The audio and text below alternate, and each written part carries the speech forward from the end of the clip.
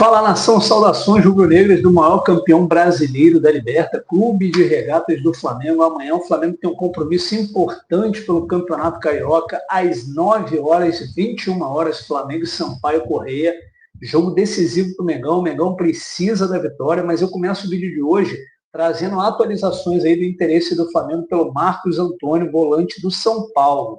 O André Hernan, da ESPN, trouxe a informação. A gente vai começar por esse vídeo e depois eu vou abrir a discussão aqui que foi realizada hoje pela manhã do canal All Sport sobre a injustiça que talvez esteja sendo cometida com relação ao Filipe Luís. Será que é cedo essa injustiça? Será que é válida essa cobrança excessiva ao trabalho do Filipe Luís? Discussão muito interessante do canal All. Já eu passo esse vídeo aqui para a gente debater. Mas antes, vamos aqui às atualizações aí do interesse do Flamengo pelo Marcos Antônio. O Santos mesmo, ninguém acredita que vai acontecer. Não, a questão do Marcos Antônio é assim, Marcos Antônio e o São Paulo negocia com o Flamengo ou conversa com o Flamengo, tem um papo ali sobre dar ao Flamengo uma preferência de compra do Marcos Antônio. E por que o São Paulo abre essa possibilidade?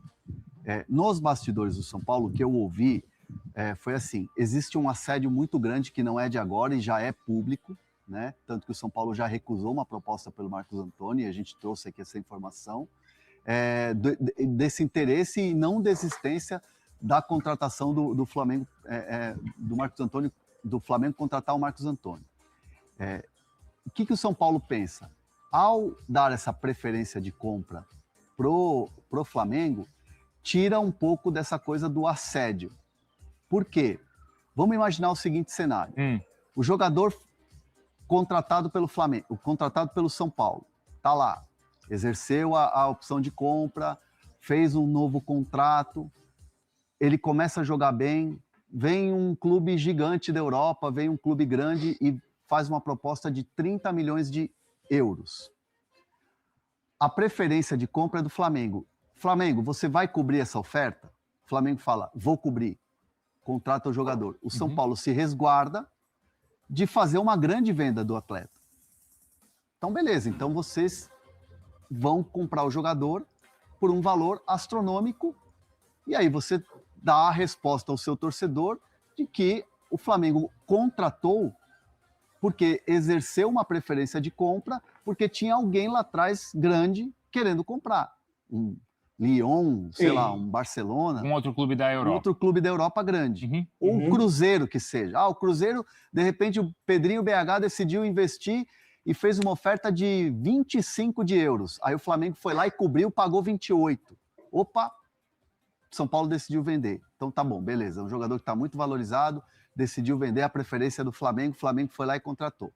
Então, assim, como o Flamengo teria, no caso, se fechar e não está fechado, essa preferência de compra, você tira do seu cangote, vamos dizer assim, o Flamengo tentando tirar o jogador a qualquer custo e em cima de você.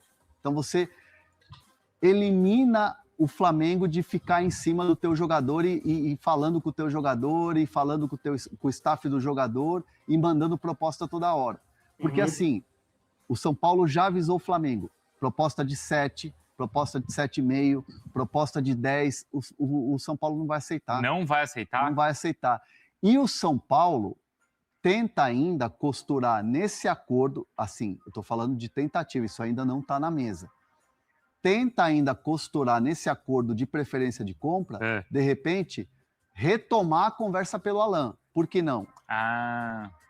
Então, assim, o São Paulo ainda não bateu o martelo de nada, não tem nada fechado, é uma ideia, é uma conversa inicial de dar ao Flamengo a preferência de compra para espantar esse assédio muito forte do Flamengo e ver seu jogador valorizado. Se vier alguém tentar comprar, o Flamengo cobrir, for um valor alto, beleza. O Flamengo ele tem 25 anos, vocês acham que vale tudo isso?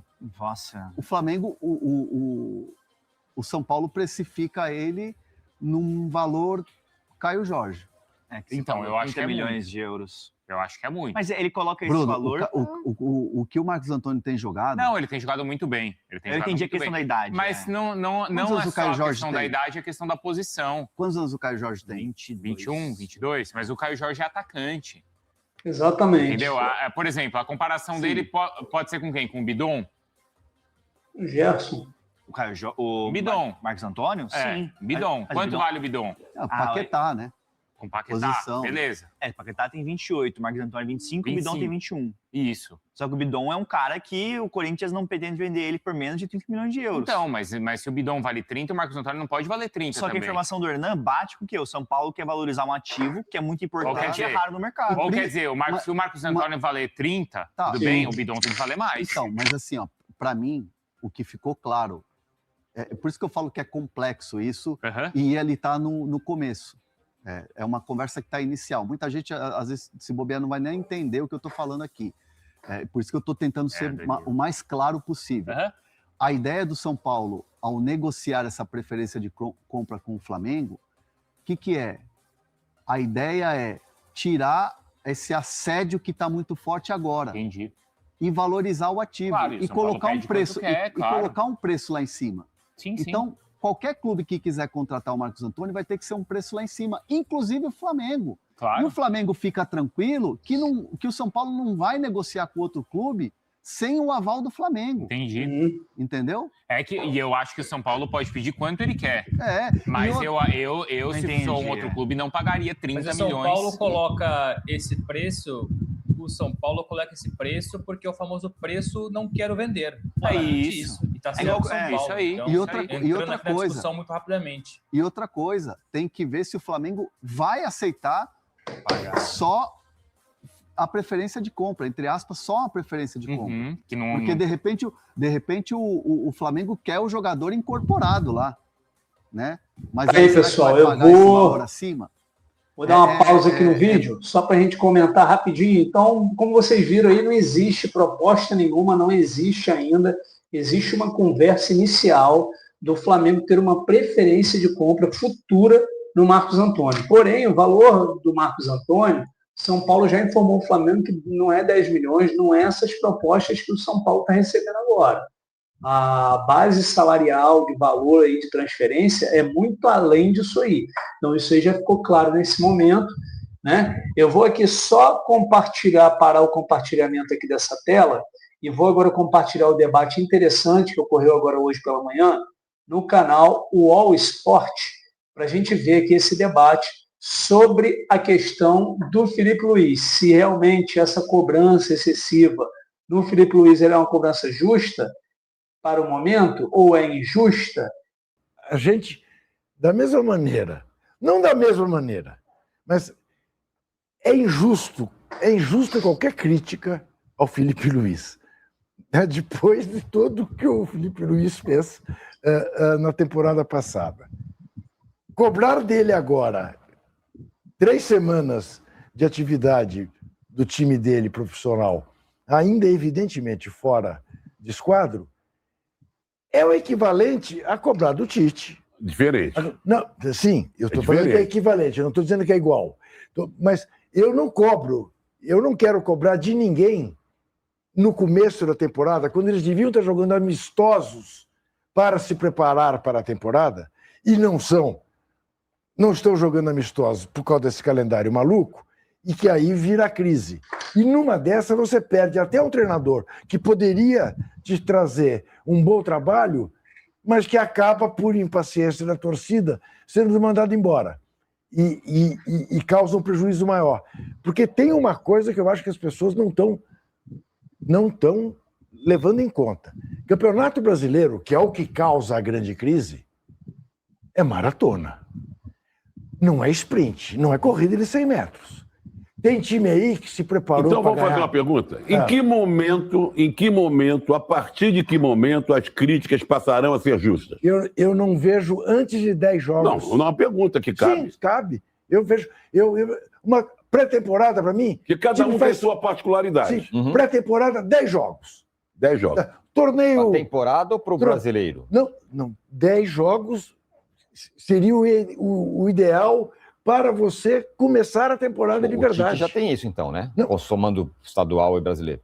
Mas Tirone, uma coisa é você ir jogar 10 amistosos e se preparar. Sim. Outra coisa é você fazer 10 jogos que valem... Eu pensei que era 10 rodadas do brasileiro. Achei que vai ser eliminado do Campeonato Mineiro. Que vergonha.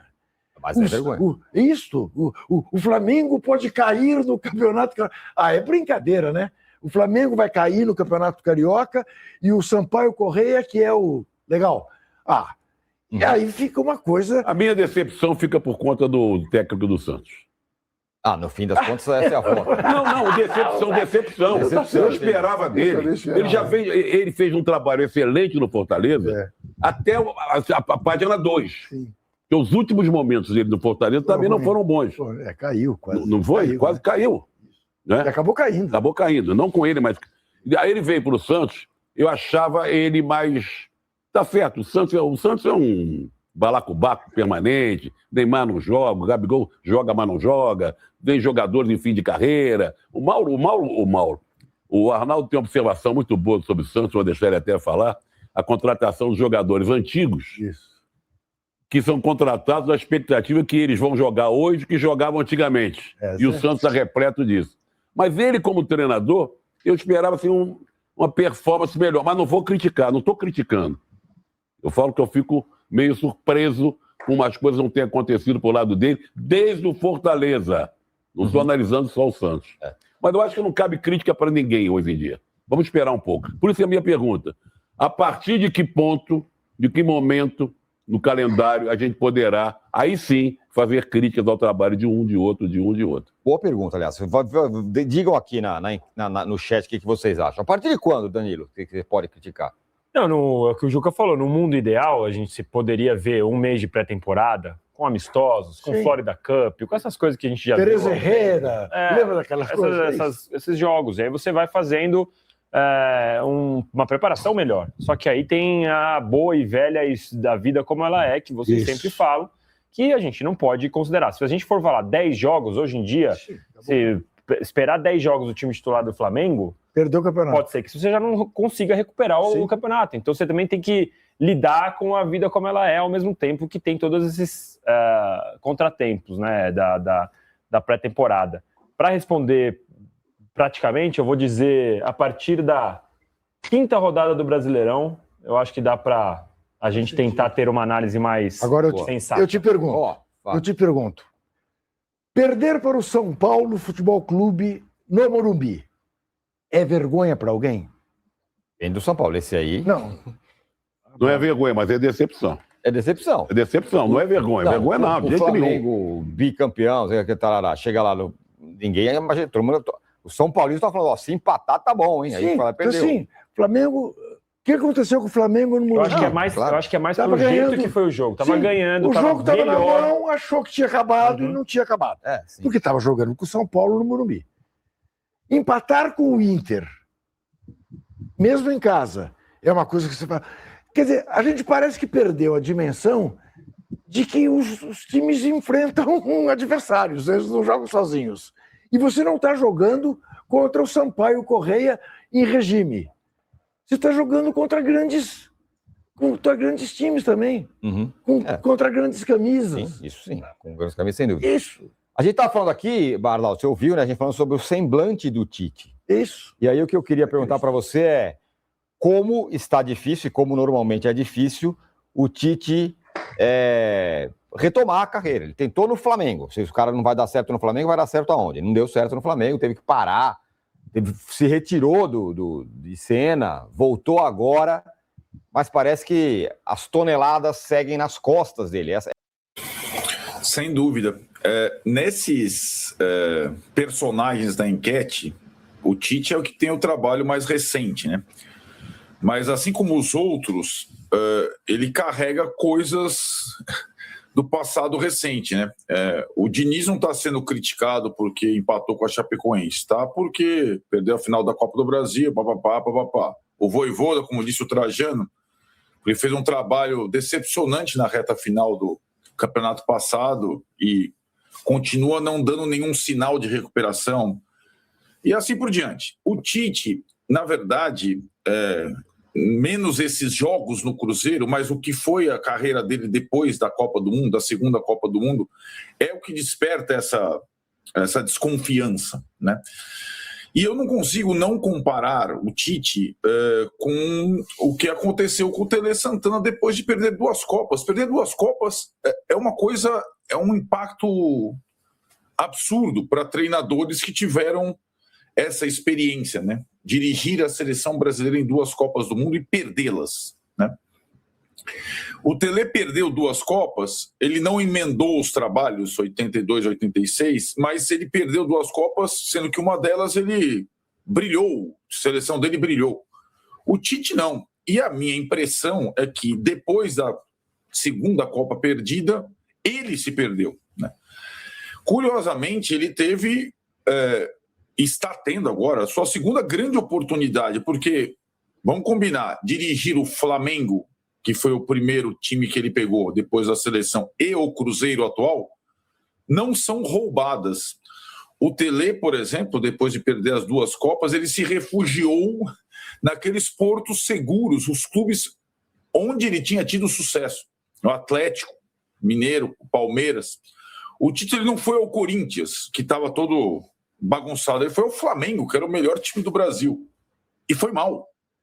A ponto do Felipe Luiz, que era um técnico aprendiz, sucedê-lo e dias depois ganhar uma Copa do Brasil numa temporada e ter feito ano passado tudo o que fez. E no Cruzeiro, ele chega num time organizado, montado, que não perdeu nenhum titular e que ganhou o Gerson. E que o ano passado, sob o comando do Leonardo Jardim, um português, teve ótimos momentos. E não está dando certo no começo. Então, eu acho que ele carrega uma bigorna nas costas. E assim como tem jogador sem confiança, que demora muito a retomar a confiança, ele me parece sem confiança. Verdade. No trabalho, no próprio trabalho.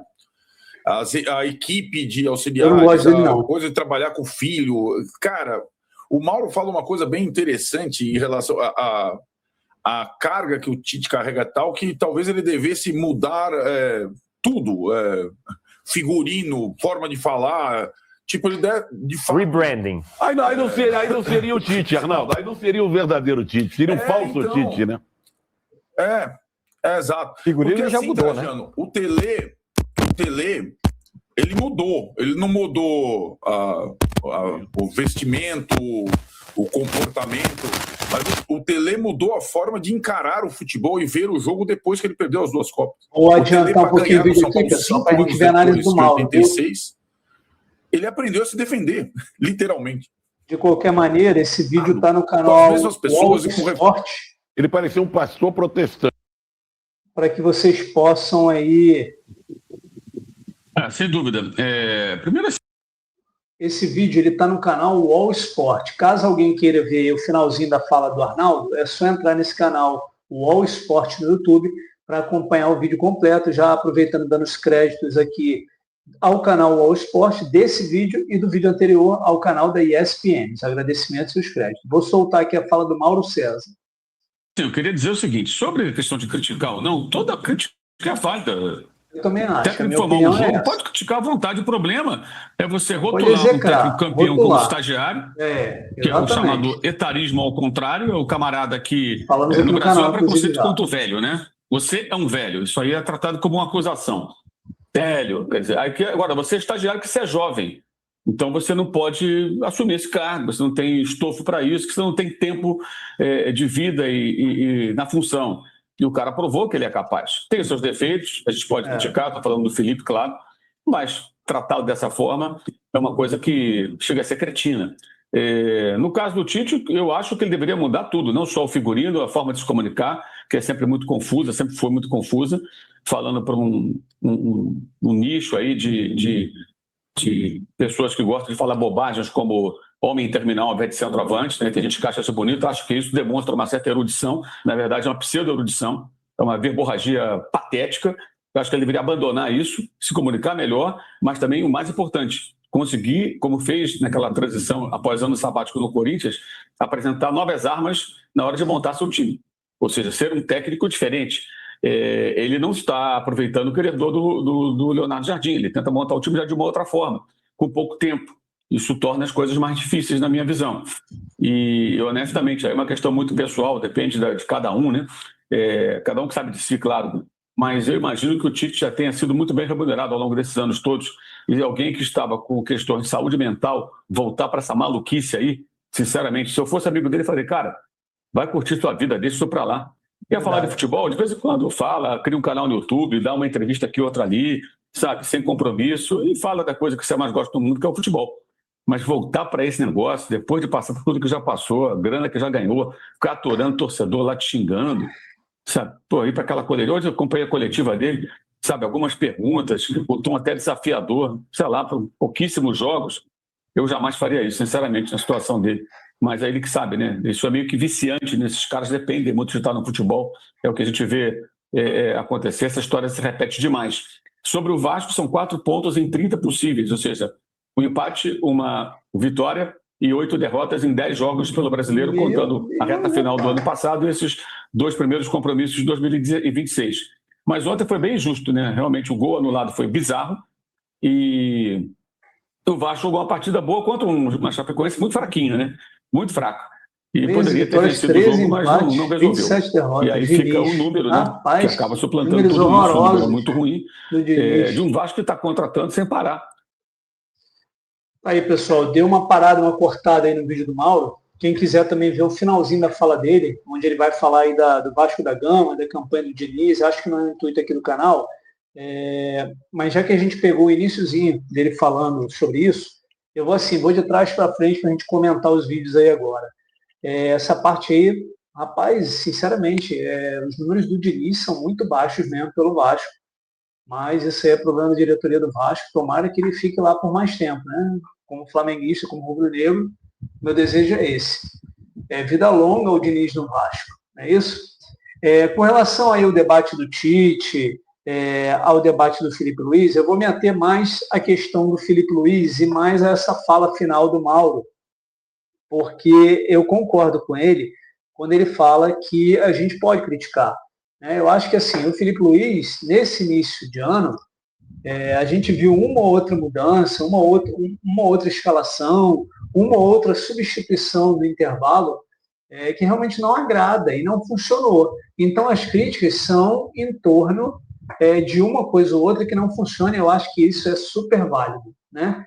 Agora, com relação ao que ele falou também, a você tratar como estagiário, né? E ficar batendo nessa história, porque é ex-estagiário, porque é estagiário, fazendo esse etarismo ao inverso, como ele mesmo coloca, isso realmente é muito chato, muito ruim. Porque geralmente quem faz esse tipo de comparação e esse tipo de fala, realmente está querendo atacar o trabalho do Felipe Luiz como um todo. E eu acho que o trabalho dele como um todo, até que se prove o contrário, eu até já falei isso aqui no canal e também nos grupos de WhatsApp, de amigos meus pessoais ao longo da minha vida, eu falei o seguinte, eu acho, cara, que assim, o Felipe Luiz, ano passado, ele provou que ele é um treinador. Isso já está provado. Ele é treinador de futebol. Ok. O que ele não pode é correr o risco desse ano se criar um mito de que ele não passa de uma farsa. E eu já coloquei isso também nos grupos e nas pessoas mais próximas que eu conheço. Porque o que acontece? Se ele começar a se ater em algumas convicções dele, né, de tapar assim o ouvido, de repente não conversar com uma pessoa ou outra mais experiente, de trocar uma ideia, de ter uma segunda análise, uma segunda opinião, ele corre o risco de jogar o trabalho dele por água abaixo por se criar um mito de que ele não é treinador. O Felipe Luiz, nenhum cara que não seja treinador, não ganha Campeonato Brasileiro de pontos corridos. Uma coisa é você ganhar um Campeonato Brasileiro em formato de Copa, uma Copa do Brasil. Quantos treinadores já ganharam a Copa do Brasil, que eram desconhecidos, ganharam a Copa do Brasil e hoje em dia continuaram desconhecidos, né? Então é isso que a gente tem que ter em mente, não é isso? Então, quando a competição ela se dá em formato de Copa, você pode eliminar um, eliminar o outro, aí numa sorte faz uma retranca, leva o jogo para os pênaltis, elimina o outro, chega numa final, acaba ganhando uma Copa. Uma Copa, realmente, ela revela esse tipo de trabalho, esse tipo de treinador. Agora, o Felipe Luiz, ele ganhou um campeonato brasileiro de pontos corridos do início ao fim do ano, que ele se dá do início ao fim do ano, ele não ficou na liderança do início ao fim, mas ele ganhou o Campeonato Brasileiro do início ao fim. E ganhou uma Copa Libertadores, que é a Copa mais difícil de se ganhar em formato de Copa, na minha opinião, do mundo. Na minha opinião, a Copa Libertadores de América, ela supera a Copa do Mundo em termos de dificuldade. Dificuldade por você enfrentar situações hostis, por você enfrentar a essência do futebol sul-americano, né, por você enfrentar diversas situações que só a Libertadores te apresenta. Então, o Felipe Luiz conseguiu ganhar isso. Além disso, no ano anterior, ele já tinha ganhado a Copa do Brasil, ganhou o Campeonato Carioca do ano passado, ganhou aquelas Copas do Mundial, chegou à final do Mundial, perdeu a final do Mundial nos pênaltis. Então, assim, ele é treinador, cara. Treinador é uma coisa que até o crítico do Felipe Luiz, ele não pode chamar o Felipe Luiz hoje de estagiário. Ele chamou no ano passado, mas hoje essa crítica ela não é válida. Se alguém fala isso, ele está querendo atacar a pessoa do Felipe Luiz. Isso eu sou contra. Eu acho que a gente tem que atacar uma ou outra situação que ele poderia ter agido de uma maneira melhor. Então, esse é o meu recado, essa é a minha análise. Eu acho que o Mauro também pensa alguma coisa nesse sentido, né? Nós não temos análises iguais, mas alguma coisa talvez nesse sentido, eu acredito que o Mauro César também pense. E com relação ao Felipe Luiz em específico, é isso. Eu acho que concordo também que é muito cedo para a gente julgar o trabalho nesse ano de 2026, mas ele pode sim receber críticas pontuais de uma ou outra situação que realmente poderia ter feito ou poderia ter tomado uma decisão melhor. Tá certo, nação? Então é isso. Para você que acompanhou o vídeo até agora, eu te peço para que você fortaleça esse vídeo com like, para que esse conteúdo chegue ao maior número de pessoas. Te peço também para você se inscrever nesse canal. Né? Vamos tentar bater uma meta aí da gente chegar com esse vídeo aqui a 300 inscritos. Você me ajuda com isso? Se você me ajudar com isso, eu vou ficar eternamente grato contigo. E também comenta aqui embaixo. Por favor, gente, vamos começar a interagir aqui no chat. Né? Deixa o teu comentário aqui. O que você acha? Você acha que o Felipe Luiz é injusta ou é justa a cobrança excessiva hoje em torno do nome dele à frente do Flamengo? É isso, nação. Deixa o teu comentário aqui, vamos interagir.